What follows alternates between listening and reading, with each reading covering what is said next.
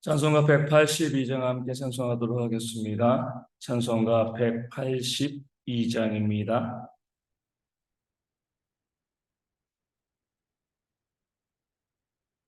찬송가 182장 강물같이 흐르는 기쁨 함께 찬송하도록 하겠습니다. 강물같이 흐르는 기쁨 성령 강림함이라 정결한 마음 영원하도록 주의 거처 되겠네. 주님 주시는 참된 평화가 내 맘속에 넘치네.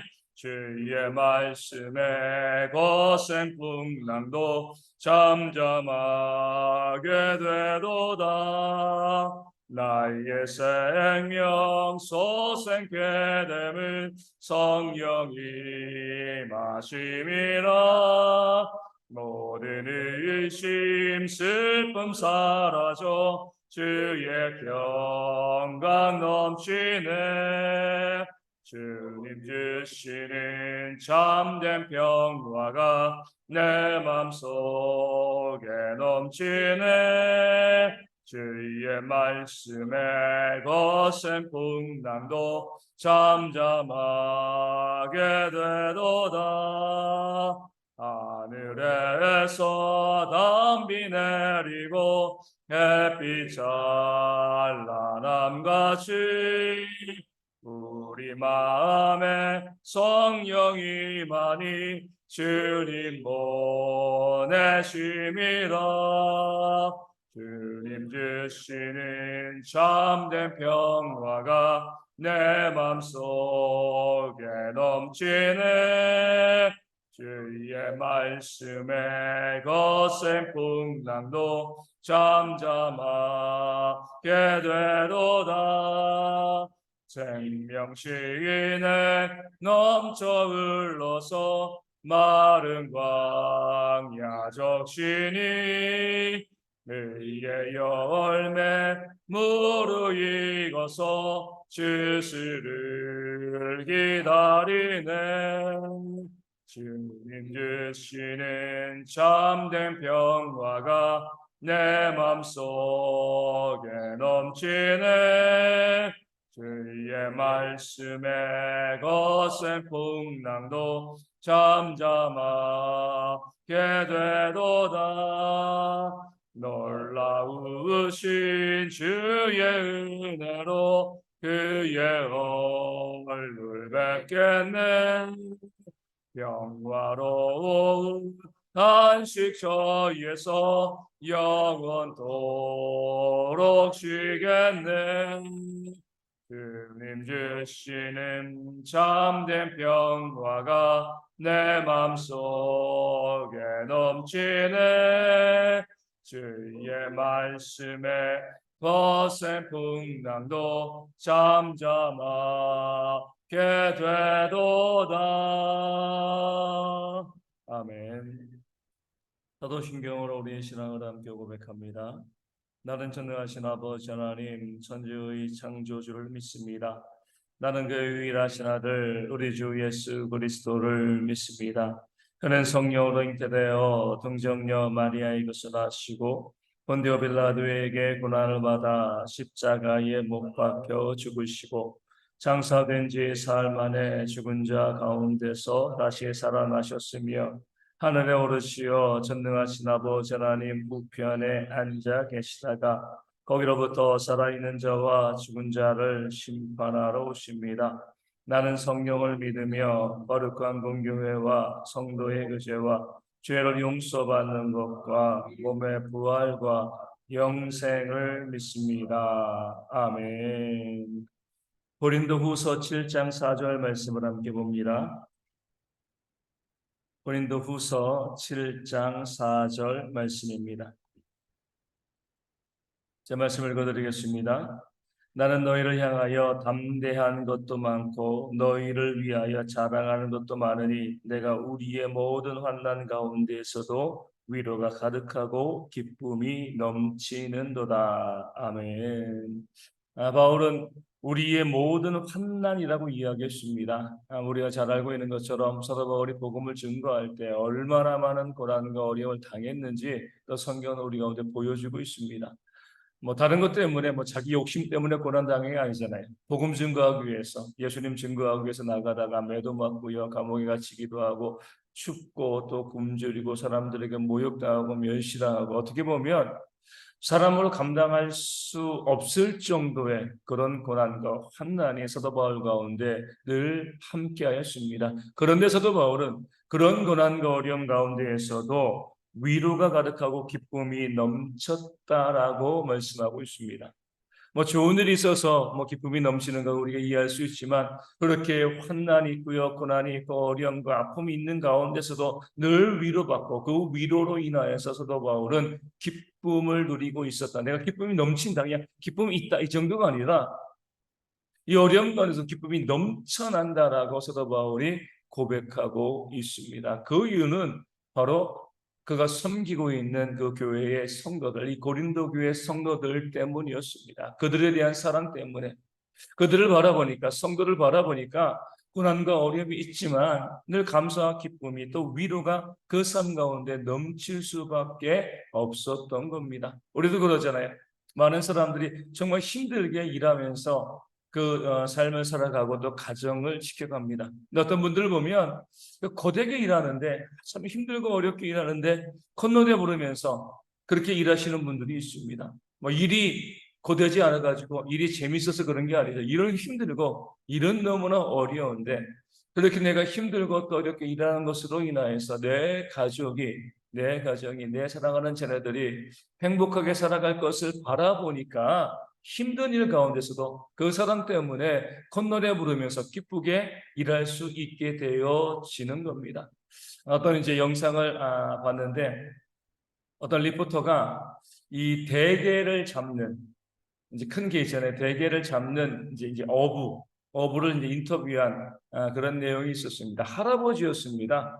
그 할아버지가 이제 바다에 가서 대게를 잡아서 이제 이 가지고 팔아서 이제 먹고 살아가게 되어지는데, 인터뷰를 하면서 이제 리포터가 이제 물어본 거죠. 그 할아버지한테 얼마나 얼마나 더 이 일을, 이제 대게 잡는 일을 하시겠습니까?라고 물어본 거예요. 그러니까 위험한 일이잖아요. 이 바다에서 업으로 일하는 게 정말 위험하고 또 힘든 일입니다. 그러니까 이제 할아버지가 나이가 많으니까 앞으로 얼마나 더 이 대게잡이 일을 하시겠습니까? 라고 할아버지한테 물어본 거죠. 그러니까 이제 그 할아버지가 대답을 하시는 거예요. 길게는 한 2, 3년 아니면 1년 정도 더 이 대게잡이 일을 하고 그만둬야 하지 않겠습니까? 이제 위험하고 또 이제 힘드니까 이제 이렇게 이야기하는 거예요. 이렇게 영상을 보는데 할아버지가 이제 그 일의 고단함을 이야기하고 또 이제 위험하니까 한 1년, 2, 3년 정도 있으면 이 일을 접어야겠습니다라고 이제 이야기하는데, 그 앞에 이제 되게 찐 게 있었거든요. 근데 손녀딸이 한 초등학교 저학년쯤 되는데 손녀딸이 그 대게를 너무나 맛있게 먹는 거예요. 이제 리포터가 이제 이 손녀딸에게 물어보는 거죠. 너는 할아버지가 언제까지 대게제비를 했으면 좋겠어? 물어보니까 손녀가 지금이라도 그만두시면 좋겠어요. 이렇게 이야기해요. 그런데 먹는 건 너무 맛있게 먹는 거예요. 그러니까 사람들이 보면서, 그 영상을 보면서 이렇게 이야기하는 거예요. 할아버지가 앞으로 5년은 더 일하실 것 같다. 이렇게 이야기하는 거예요. 일은 고되고 힘들죠. 바다에 가가지고 위험하게 그 개를 잡고 언제 죽을지 모르는 그런 일이지만, 그럼에도 불구하고 그 할아버지가 열심히 그 일을 하고 또 즐겁게 일을 할 수 있는 것은요, 내가 이렇게 해서 내가 잡은 대게를 물론 팔아서 가정도 꾸려가지만 내가 사랑하는 소녀들이 그렇게 맛있게 먹는 모습을 보면은요, 아무리 일이 고단하고 힘들어도 즐겁게 그 일을 감당할 수 있게 되어지는 겁니다. 사도 바울도 마찬가지였어요. 너무나 복음 증거하기 힘들고 어렵고 또 하나님을 섬기는 일이 힘들고 어렵고 고난이 가득했지만, 사랑하는 성도들을 바라보니까, 그 성도들의 얼굴을 바라보고 생각하고 그러다 보니까 그 모든 일 가운데 나는 위로와 기쁨이 넘친다. 이렇게 고백을 하고 있는 겁니다. 다시 말씀드리지만 일이 좋아가지고요, 즐거워가지고 위로와 기쁨이 넘치는 거 아니에요. 정말 복음을 증거하고 또 교회로 섬기는 일은 너무나 힘들고 어려웠지만 내가 사랑하는 사람들이 있으니까 그들로 인해서 사도 바울은 기쁨이 넘침으로 이 사역을 감당할 수 있다라고 고린도 교회 성도들에게 말하고 있는 겁니다. 그러면서 내가 왜 고린도 교회 성도, 내가 어떤 면에서 이 고린도 교회 성도들로부터 위로와 기쁨을 누리고 있는가 두 가지를 이야기합니다. 먼저는요, 나는 너희를 향하여 담대한 것도 많고 이렇게 이야기합니다. 이 담대한 것이 많다. 이것은 이제 원래의 이 뜻을, 그러니까 이 헬라어 원래의 뜻을 살펴보면은요, 자유롭게 말하는 것, 이런 의미를 가지고 있습니다. 그러니까 내가 너희를 향하여서 담대한 것이 많다라는 것은요, 아무것도 거리낌 없이 내가 너희에게 이야기할 수 있다는 거예요. 그게 담대한 거잖아요. 그렇죠? 우리가 이제 누군가에게 내가 하고 싶은 말 마음대로 할 수 있으면 담대한 거거든요. 사도 바울은요, 고린도 교회 성도들을 향해서 내가 너희를 향해서 너희와 함께 이야기할 때 내가 담대하다.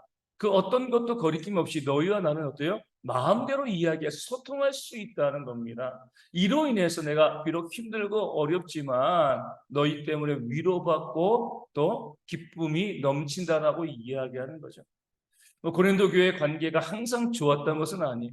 늘 사도 바울은 고린도 교회 성도를 사랑했지만 고린도 교회 성도들은 사도 바울을 인정하지 않기도 하고, 물론 다 그런 건 아니지만 일부의 성도들은 또 사도 바울을 부정하는 그런 말을 하는 사람들도 있었습니다. 그런데 사도 바울이 바라보는 것은 그런 문제 이전에 그런 문제가 있고 없냐의 문제가 아니라 내가 너희와 늘 자유롭게 이야기할 수 있는 그런 모습이 있기 때문에 내가 어떤 이야기든 너에게 이야기할 수 있고 너희도 나에게 어떤 것들 이야기할 수 있는 그런 소통하는 모습이 있기 때문에 그런 모습으로 나는 너희에게 위로받고 또 기쁨을 누린다, 이렇게 이야기하고 있는 겁니다.